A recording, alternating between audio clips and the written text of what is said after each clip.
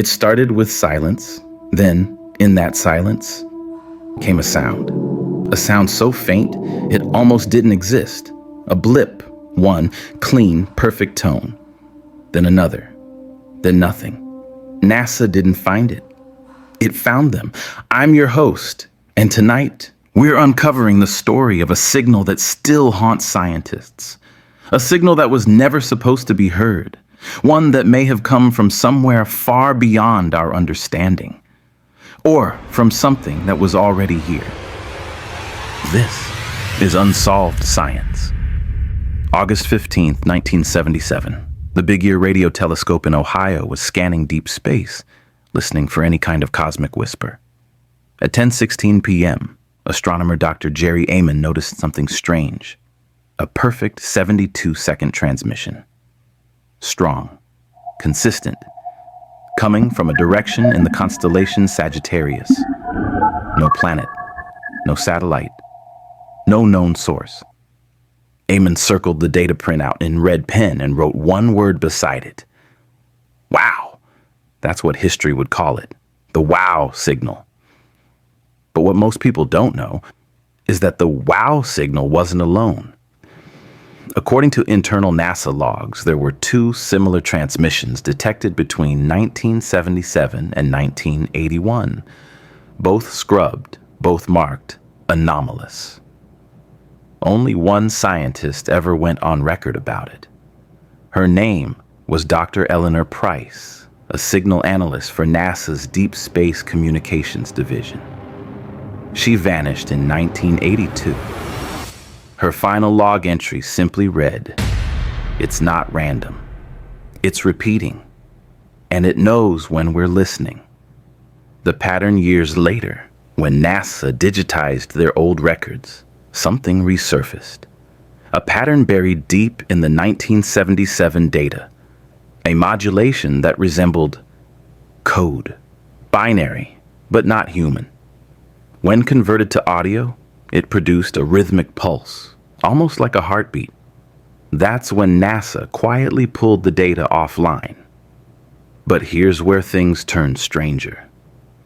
A freelance radio astronomer named David Klein, working from his garage observatory in Arizona, claimed he captured the exact same signal in 2003, 26 years later. He uploaded it online for other scientists to decode. Within 48 hours, the file disappeared. His hard drive corrupted, his account deleted. 3 weeks later, David Klein was found dead in his workshop. No signs of struggle. Laptop melted from the inside out. Official cause of death, electrical malfunction. Unofficially, no one believes that. The transmission NASA never publicly confirmed Klein's discovery, but leaked documents from the SETI Institute suggest otherwise. One page, heavily redacted, described an echo event. A transmission that wasn't just received, but answered. In other words, something out there replied. The reply wasn't in English, or numbers, or binary. It was a vibration, a repeating wave that perfectly mirrored the original wow signal, but played backward, as if whatever was sending it was mimicking us. When scientists attempted to trace it, they found the origin point wasn't light years away. It was closer, much closer. According to triangulation data, the signal's echo came from within our solar system, roughly the distance between Earth and the asteroid belt. That's when NASA shut down the project under the code name Project Echo. Every trace of it scrubbed, every scientist involved reassigned. But one of them, a young intern at the time, kept a fragment of the audio on a cassette tape. It would resurface years later on an encrypted forum. You can still find it, if you know where to look. It's only 7 seconds long, but if you listen closely, at the end of that recording, you can hear something that sounds like a voice. A single word. Whispered. Human. It says, "Found you." NASA's silence. For decades, NASA denied everything. The official stance: the WOW signal remains unexplained with no evidence of extraterrestrial origin. But behind closed doors, they were still listening. In 2012, a Freedom of Information request accidentally revealed a series of internal memos titled Signal Continuity Briefs. Each memo was dated 5 years apart. Each one contained coordinates, the same pattern, the same time of day, the same signal. And each report ended with one chilling line: no further contact attempts recommended. I'm not saying NASA is hiding something, but when an agency that explores the unknown suddenly stops asking questions, it's usually because it didn't like the answers it found. The private contractor. In 2017, a contractor named Michael Reyes, who worked on signal processing for NASA's Deep Space Network, uploaded a strange video to a small YouTube channel. It showed lines of code, intercut with audio distortion and flashes of coordinates. Most viewers thought it was an art project until someone traced the coordinates. They pointed to a classified satellite facility in New Mexico, a place NASA doesn't acknowledge exists. Reyes deleted the video 48 hours later. Then, in a Reddit post, he wrote, "They heard it again. But this time, it wasn't out there. It was coming from us." He deleted that too, then disappeared. His LinkedIn still exists, frozen in time, last updated in 2017. Occupation: NASA Communication Systems Engineer. Status: unknown. The theory. Here's where things take a darker turn. A growing number of independent researchers now believe the WOW signal wasn't a random event, but a trigger, a ping, a call, or maybe a test. Think about it. What if the signal wasn't meant for us to hear, but for something else listening nearby? When NASA broadcasted its own response in the 1970s, a transmission called the Arecibo message, it was meant to announce our presence to the universe. A polite cosmic handshake. But what if that handshake was answered, not by neighbors, but by something already waiting? In 2020, a group of astrophysicists at Caltech reopened the original data files from 1977 using modern AI pattern recognition.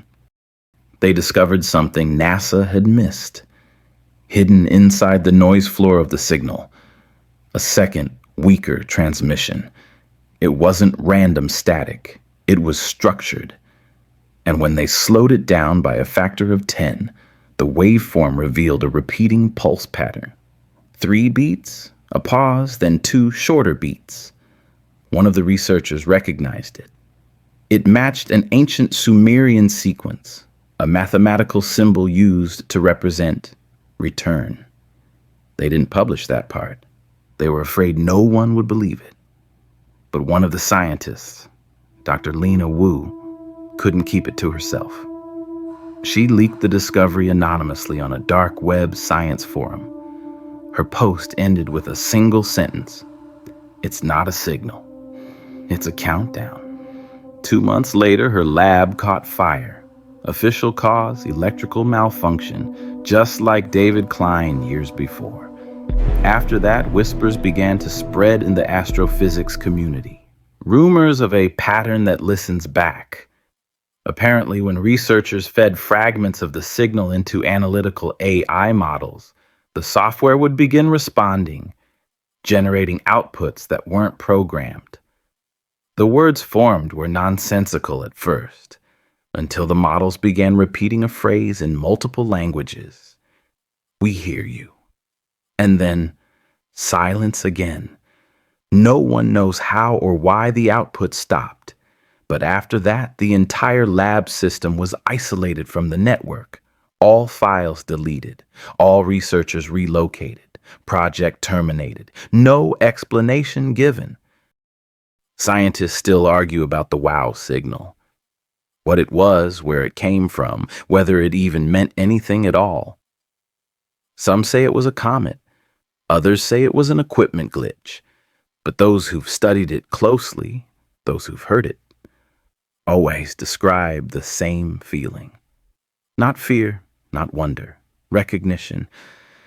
Like hearing something you've known your whole life but forgotten until that moment. So what if the signal wasn't alien? What if it wasn't a message at all? What if it was a memory? Something recorded long before us, replaying itself every few decades, waiting for someone to listen. And what if, by listening, we woke it up? Sometimes I think about Dr. Eleanor Price, the woman who vanished after saying, "It knows when we're listening." What if she wasn't being metaphorical? What if the signal is still out there, not searching for new worlds, but for old ones? Places it's already touched. Maybe we've been part of its transmission all along, a living echo, carrying the message forward, unaware we're repeating it every time we send something into space. A few months ago, a new paper surfaced, buried deep in the preprint archives. A team in Australia claimed to have detected a signal strikingly similar to the WOW signal, but inverted, as if someone somewhere was replaying the original back to us. They tried to trace the source. The coordinates pointed not to Sagittarius, but directly behind Earth's orbit, as if something was following us. Every year we beam thousands of signals into the cosmos: music, math, radio, even our heartbeat patterns. We believe we're the ones doing the calling. But what if, from the very beginning, we were answering? The signal NASA still can't explain isn't just a scientific mystery. It's a mirror, a reflection of how desperately we want to believe we're not alone, and how terrified we are of what happens when the universe finally answers back. Maybe the signal wasn't meant to be heard. Maybe it wasn't meant for us. Or maybe it always was.